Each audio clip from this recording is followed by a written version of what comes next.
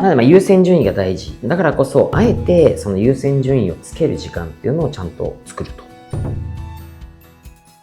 この YouTube チャンネルでは、現場の様子、研修、イベント、対談、ビジネスマンのためになる話など、様々な情報を発信しておりますので、ぜひチャンネル登録をよろしくお願いいたします。今回は自分がタスク管理がめちゃめちゃ苦手で、全部中途半端になってしまうんですけど、一代でアップを大企業に成長させたモンジ社長がどのようにタスク管理をしているか、コツなどあればぜひお聞かせいただければと思います。はい。よろしくお願いします。お願いします。みんな言うと思いますけど、やっぱり優先順位をつけるっていうことだと思うんですけど、これはみんな言いますし、分かってるよと思うんですけど、僕はですね、あえて優先順位をつける時間を作りますと。優先順位をつける時間ですか？そうですね。例えばじゃあ、to do やんなきゃいけないことが10個あるとして、その10個の中で1番に手をつけた方がいいものとか、迷わないまでは何番かつけていきますね。で、僕はちょっと性格上、そのリストを優先度高いものから上から並べていくんですけど、で、並べられないとか、ちょっと迷っちゃったらその時間も嫌なんで、ちょっと下の方に置いとくみたいな。とにかく、あえて優先順位を作る時間を作ってますね。で、あとは、じゃあ優先順位ってどうやってつけるのみたいな話でいくと、基本は2つ考え方があって、時間期限がある仕事か、日時をまたぐような仕事とかは、緊急度と重要度を参照して、これは緊急なのか重要なのかっていうのを全部当てはめてって、その優先度を決めるみたいな感じですかね。で、あと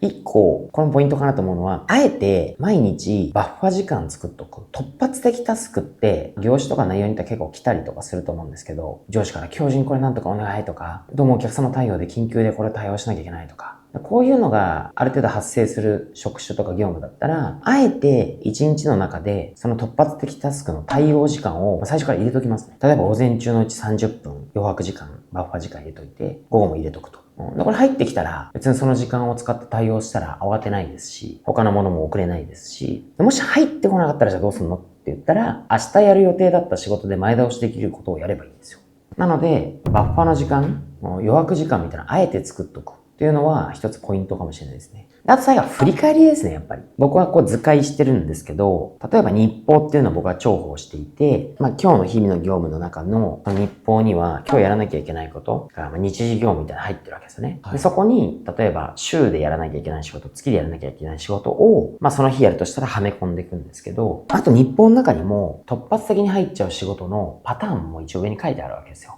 例えば、緊急顧客対応とかっていうのが、毎日もしかしたらある日もないかもしれないけど、平均すると2日に1回あるとか。で、こういうのももう日報の上に入れとくわけですね。で、1日終わりましたと。で、必ず時間と量とかを書くんですけど、必ず日報を振り返るときには、まず1つ目は、今日はうまくいったのか。要は予定通りに業務が済んだのか。2つ目は、ずれた。課題があるとなるのか。まずこの2つで分けますと。で、うまくいったパターンからいくと、そのうまくいった業務をさらに良くする。もっと効率性を上げる方法はないかと考えます。または計画を変える。これがうまくいくパターンが多いから、こういう風に順番を変えた方がもっとうまくいくんじゃないかみたいな。うまくいってるんだけど、やる順番が変わってたりすると、慢性的に変わってるんだったら、計画変えちゃった方がいいんじゃないかなとか。で次に課題があるということがあれば、主に2つ、またここから2つ確認します。詳しい状況。この突発的な、例えばその予定のズレは、慢性的に発生するのか。要は定期的に週1、2回、3回こういうの発生するんだよね。とか、毎日ちょっとだけど必ずあるんだよね。とか、もしくは本当にたまに発生した、偶発的に突発的に発生しただけなのか。もうこれ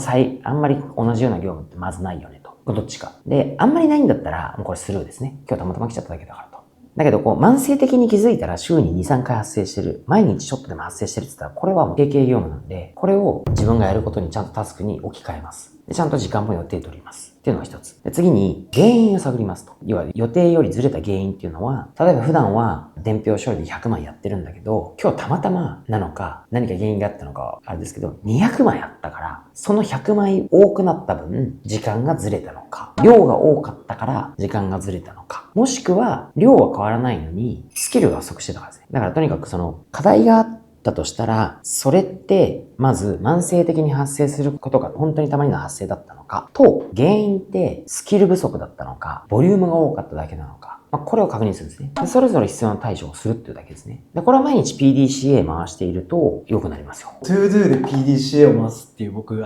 えがあんまりなかったんですけど、振り返りは大事です。大事です。はい。なんか僕は性格的に、なんかある程度こう、その業務とか職種で決まってるオペレーションとか、日々繰り返すものに関して、予定外のことが入るのはすごい嫌なんですよ。なので、常にやっぱりその予定通り終わらすために計画と準備をアップデートするっていうのがやっぱ必要だと思うので、想定外を起こさないためにも、次どうするかを考える。やっぱ想定外をあらかじめ振り返って予測しておく。で、それを自分の働く時間とかトゥードゥに組み込んでおくってことがやっぱり大事ってことですよね。そうですね。要は結局、想定外のことが起こると人間って慌てるんですよ。予想していたことだったら別にそんな感情は動かないんですよ。例えばだから、わかりやすく言うと、友達から予想外に想定してなかった言葉を言われたらショックを受けるじゃないですか。でも友達からもしかしたらこういうこと言われるかもしれないって分かってたら、あ、やっぱ言われたかぐらいの感じじゃないですか。仕事も同じで、想定してないことで、うわ、どうしよう。どうしたらいいの？なんでそのこと言うの？ってなるわけですよ。この時間がもったいないんですよ。で、当然想定してないから対策も考えてないし、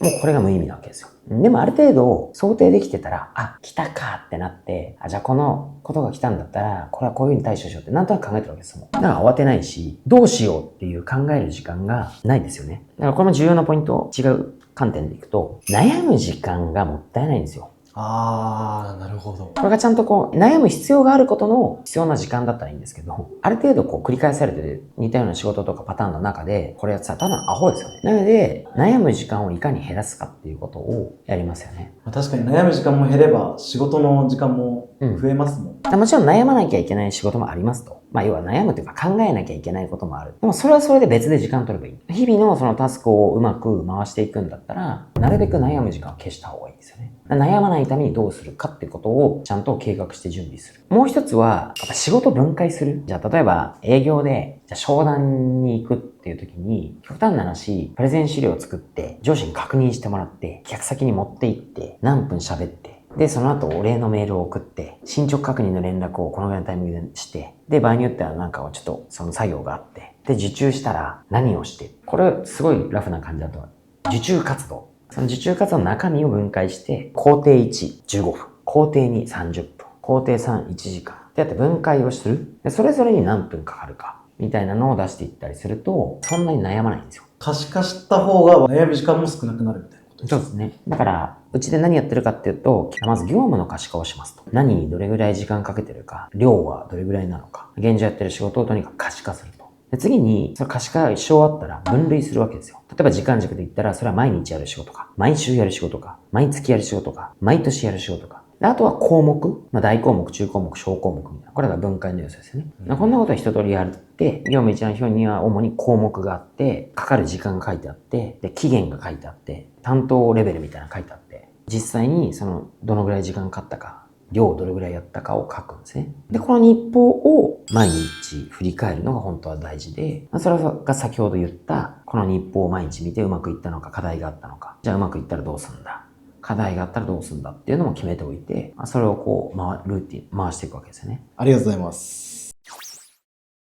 タスク管理で大事なこととはっていうふうにテーマでお伺いしたんですけど、ちょっと改めて大事なポイントを教えていただいてもよろしいですか？なので優先順位が大事。だからこそ、あえてその優先順位をつける時間っていうのをちゃんと作ると。そしてタスクを分類する。あとはもうバッファ時間、予約時間をあえて作っておくと。そしてちゃんと振り返ると。いうことがポイントだと思います。ありがとうございます。本日も動画を見ていただいてありがとうございます。Apple では常に一緒に働く仲間を募集しておりますので、ホームページや SNS などを通じて、ぜひ見ていただければと思います。また、この YouTube チャンネルでは、現場の様子、対談、研修、イベントなど様々な情報を発信しておりますので、ぜひチャンネル登録をして見ていただけると嬉しいです。最後に、ぜひこの動画を見ていいねと思ったら、いいねを押してください。ありがとうございました。